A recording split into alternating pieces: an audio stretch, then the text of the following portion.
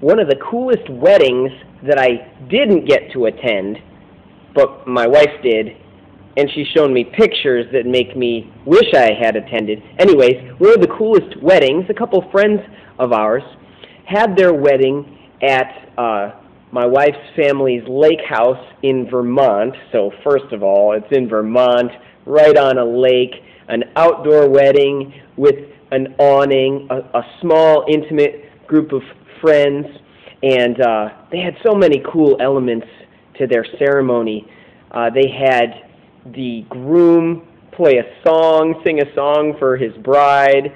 They had authentic Native American tribal dancing going on. They had so many cool elements, including the bride had her hands decorated with what's called henna. Have you ever seen that before? These beautiful designs painted on like a tattoo, but it's not permanent, called henna. Well, today's verse in the Song of Songs talks about henna. Have you henna? He has. Song of Songs 1:14, the bride is speaking of her beloved, describing him, and she's being very choosy about her words. She's intentional about choosing metaphors that speak to who he is. She says, "My beloved is to me a cluster of henna blossoms in the vineyards of En-Gedi." Now, let's take a look at a henna blossom. We're going to have some major technological advances going on in our video blog today. We're going to have the merging of various forms of media, video and photo. I know, it's totally out of the box, so come with me. Let's take a look at my computer. I don't even know if this is going to work, because sometimes TVs and computers look funny on video. Oh, there we go. So there is a picture of henna blossoms. Little white flowers, sometimes they're yellow, and I guess they're quite fragrant and beautiful little things. So there you go. And they're unique to the region of En-Gedi. That's why she says a cluster of henna blossoms in the vineyards of En-Gedi. Now, really cool. The women, the Arab women in that day, used these henna flowers to produce a reddish dye that they would use for beautification, just like in my friend's wedding.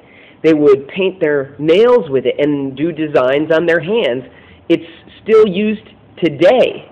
That's just a really cool thing. Let's, once again, go back to the hyper awesome technology we have going on and look at an example of henna. There you go.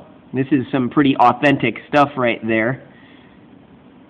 You can imagine how many hours it would take to apply that, but it really is beautiful. And the dye has this reddish tint. It really, I know this is kind of gross, but it almost looks like dried blood. But it's beautiful. So what is she saying when she says, "My beloved is like a cluster of henna blossoms"? Well, one of the things she's saying is he's beautiful. These are beautiful little flowers. He is beautiful. Jesus is beautiful. In a sense, we can look at God. No one has seen God at any time, but yet we are called to behold him. And like David, he would say, "One thing I desire, to behold the Lord, to sit and gaze at him, at his beauty." Jesus is beautiful, and we can behold him. How? We can behold him in the Word, by reading the Scriptures and thinking on what is revealed about Jesus. We can behold him in prayer by talking to him. There's a sense of seeing him there somehow. And God reveals himself in so many ways. We can see God. I mean, Paul talks about seeing God in all of creation, that he is revealed. His invisible characteristics are revealed. So in a sense, we can see him, and there is coming a day when we will see him face to face, and we will see that he is beautiful. So she's saying her beloved is beautiful. She's saying he's fragrant. These are beautiful, fragrant little flowers. And fragrance is an experience. When we smell something, it's a different kind of experience. You know how scent is so connected to memory. And there's an experience of Jesus that touches our minds and imprints on our memory. Jesus is God who can be experienced. He can be taken in by our senses, if you will. And that is a pleasurable experience. It is pleasant, it's fragrant, if you will, to experience God. And He is experienced in so many ways all throughout life, through the love of a friend, through a touch on your heart during worship, through Scripture suddenly kind of leaping off the page and bam, hitting your mind and making sense for the first time. So many ways, that's just a few. But He's experienceable. So, those are a couple of things she's saying about Him. Let's think about this red dye for a moment. That dye that they would make from the henna blooms, it makes us think of the scarlet stain of sin on our lives and how it's washed away by the crimson flow of Christ's blood, permanently marking our lives with His beauty. Isn't that beautiful? And these flowers would only release that dye when crushed.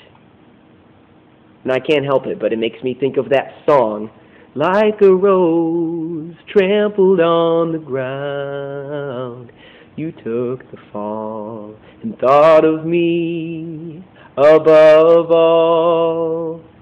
I can't help it. That's really what happened, isn't it? He's like a flower. Jesus is like a beautiful, perfect flower, trampled, crushed, but willingly. And His beautiful, perfect blood, He never did anything wrong. He never hurt anybody. He never disrespected God. His beautiful, perfect blood poured out. And that blood, that crimson flow, that blood that sometimes we think of blood as ugly and gross, but that blood is what cleansed us of the stain of sin. And that blood stains us.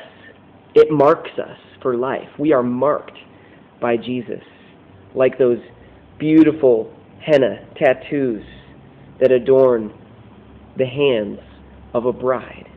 So know today that Jesus was crushed for you, His fragrance was given out, and His blood was spilled for you, washing away the stain of your sin, yet marking you permanently with His beauty, preparing you for that day when you'll be joined with Him forever.